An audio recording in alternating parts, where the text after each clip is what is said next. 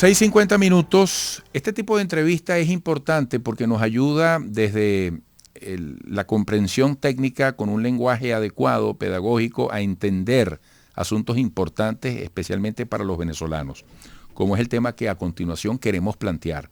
Y como siempre, agradecemos a Rubén Bolívar, que ya está con nosotros en el estudio, abogado especialista en Derecho Marítimo, presidente de Marble Energy. Rubén, gracias por estar aquí. Agradecido, Eduardo, por la invitación y estar en tu prestigioso programa con esta audiencia tan maravillosa que tienes, y bendiciones para todos. Muchísimas gracias. Fíjate, Venezuela y la Unión Europea están estudiando un proyecto para capturar emisiones de metano. ¿Qué significa eso y qué tan adelantado puede estar esa posibilidad?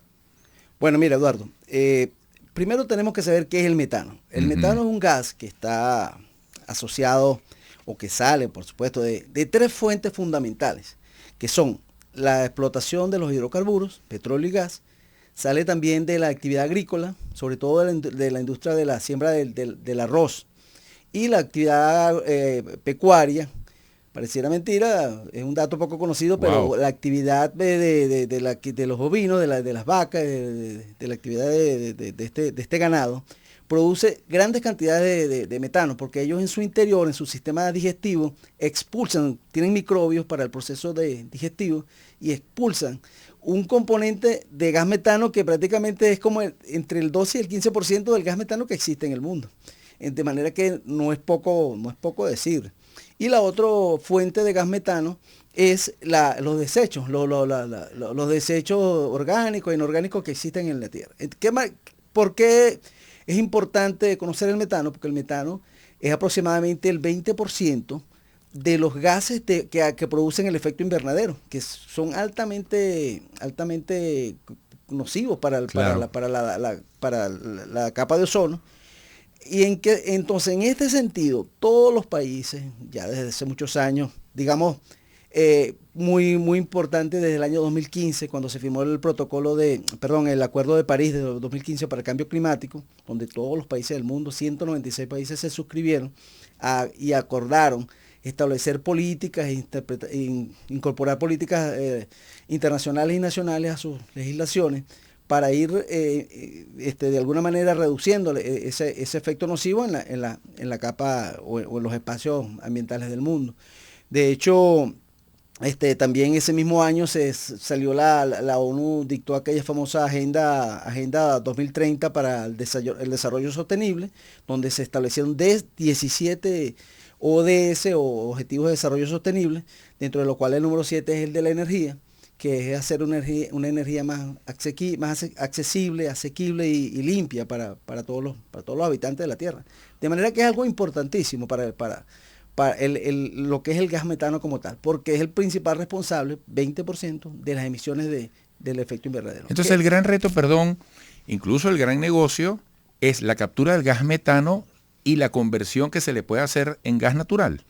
El gas natural tiene componente de gas metano. O sea, el gas es la especie, el género, y el gas metano es la especie. El gas natural tiene aproximadamente el 90% de gas metano. Tiene gas butano, gas propano, tiene otros efectos digamos, el CO2. Son todos estos componentes. Venezuela tiene una deuda desde hace décadas, venteando el gas, sobre todo en el norte de Monagas, principalmente. También lo hemos visto en algunas partes en Occidente, en el Zulia.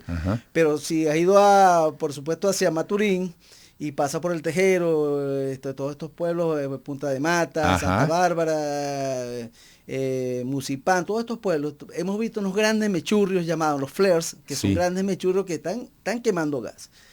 ¿Cuál es la oportunidad que se le presenta a Venezuela aquí? Esto ya se viene manejando desde hace algún tiempo. Yo he tenido acceso a un proyecto y a algunos acercamientos a proyectos de parte de PDVSA para cometer este gas metano, utilizarlo.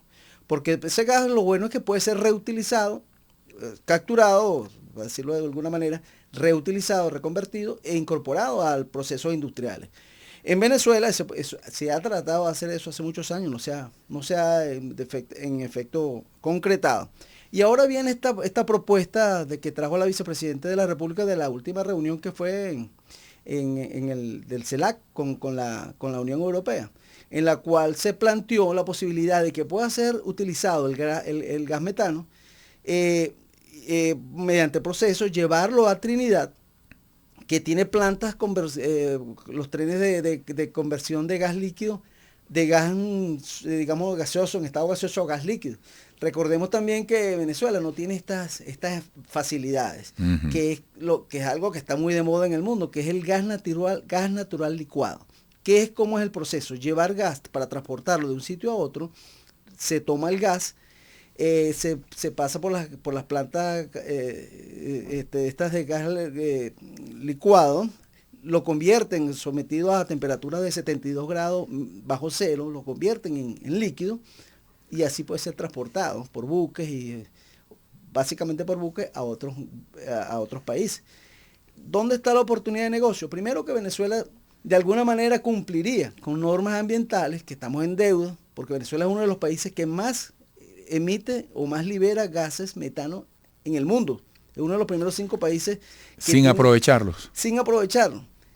Que pudiera ser aprovechado. Eso es dinero que está saliendo de allí. Que además, como tú lo has explicado, que es increíble, es una maravillosa oportunidad que deviene de otras actividades. De otras actividades. Primero, utilizar el gas, estás cumpliendo con objetivos ambientales. Claro. Que como país que Venezuela firmó todos estos convenios a los cuales hice referencia. Claro. Estás obligado a hacerlo. Por otro lado, le estás ubicando una utilización comercial, lo estás vendiendo. El gas tiene la ventaja también aquí en Venezuela, que por normativa, recordemos que en Venezuela hay un sistema dual de tratado de los hidrocarburos. El petróleo se trata de una manera y legalmente, y los hidrocarburos gaseosos de otra forma, que permite que los privados puedan ser toda la cadena de valor del gas pueda ser ejecutada por privados. ¿Y qué es importante en esto decir? Lo siguiente.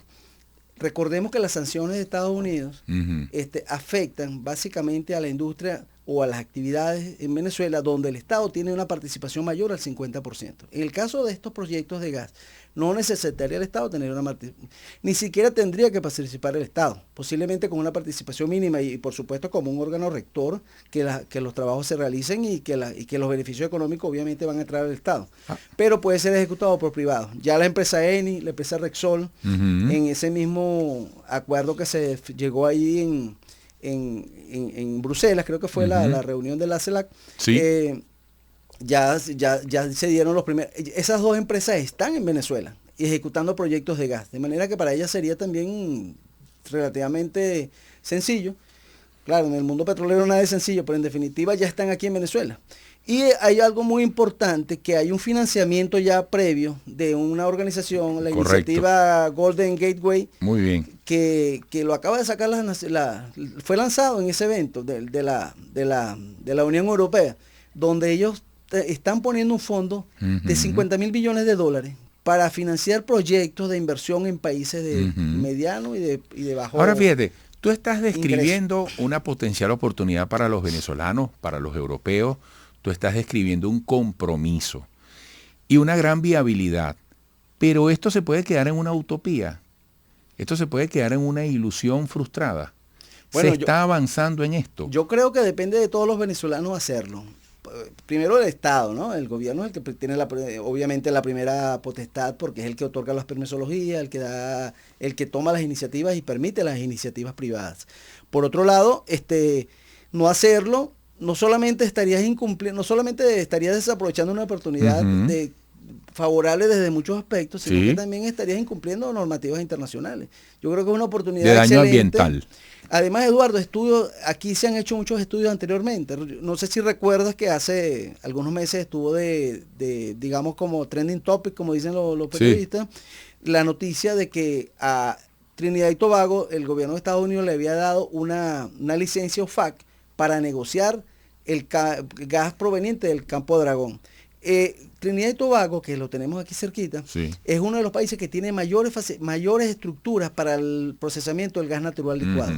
Pero ¿qué pasa con ellos? No tienen gas. Las reservas de gas de Trinidad y Tobago se han ido mermando por falta de inversión en el punto de vista Y de nosotros sí las exploración. tenemos. Y nosotros tenemos grandes cantidades de gas. Uno de los países, somos la octava potencia en reservas de gas del mundo. Quizá pudiéramos llegar al cuarto lugar con algunas exploraciones que hay que hacer, pero que en definitiva ya están identificadas.